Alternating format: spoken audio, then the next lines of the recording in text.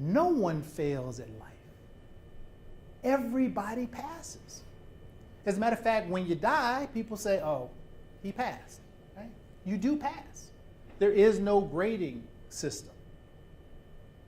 And not only do you pass, but you do know that nobody repeats.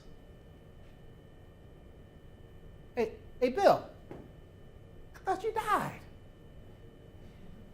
Bruh, I flunked Life 101. I had to come back and take this crap again. I'm gonna get a new instructor this time. That conversation never happens. Right? There is no grading system. There is no class agenda. Anybody here born with a syllabus taped to the butt? Taped to the butt? No. Right? You're only here to figure it out, to learn as we go along. The only thing you can fail at is meeting your expectations, living up to your expectations. But the question I had to ask myself, where do your expectations come from? How do you get these expectations? Aren't they just arbitrary, random? Where you're born, who your parents are, what city you went to, you grew up in, what school you went to, are you in a fraternity, sorority? All of these things form these expectations, right? If you're 7'2", you're expected to be an NBA player. Right? If you're not in the NBA or a professional basketball player, people look at you like, oh, what a waste, right? But if you're mentally challenged and you go out there and you're able to hit a shot, you get a standing ovation. You've exceeded expectations. So expectations are really arbitrary. But yet, we build our whole life upon them. There was a rock and roll band in the 80s out in LA. There's 4 guys making music, having fun. And they decided they were going to go to New York and get a record deal. So they all packed their stuff up, got on a bus, went to New York. They were pretty good. After a few months, they caught the ear of a record label and actually got signed to a major deal. But in the process of making that album, they realized that one of the members kind of got on everybody's nerves. He just drank too much, did drugs, was high all the time, didn't want to work.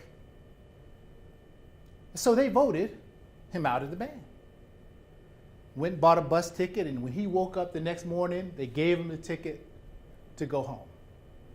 Now, I don't know how much drugs or how much you have to drink to get kicked out of a rock and roll band in the 80s, but somehow he succeeded at that task.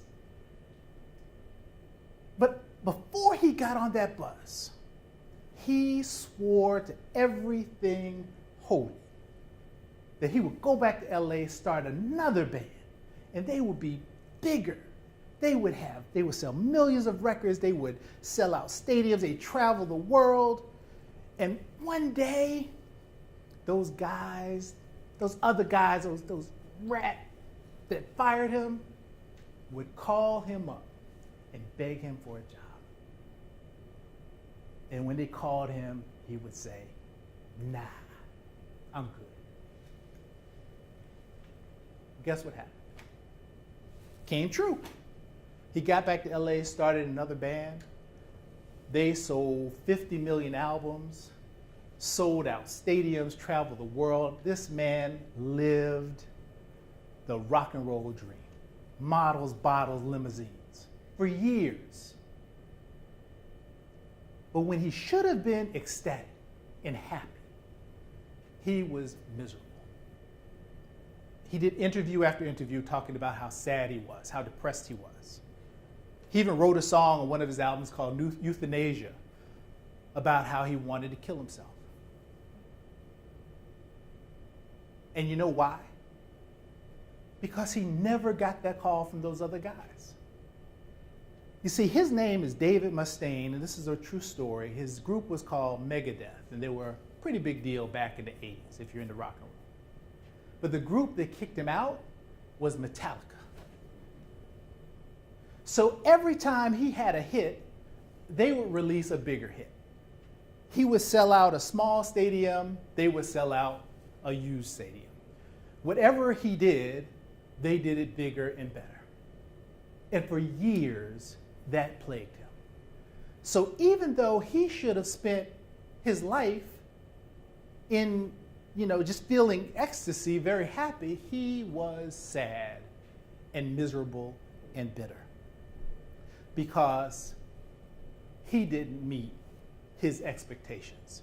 And he had based his life on things he couldn't control.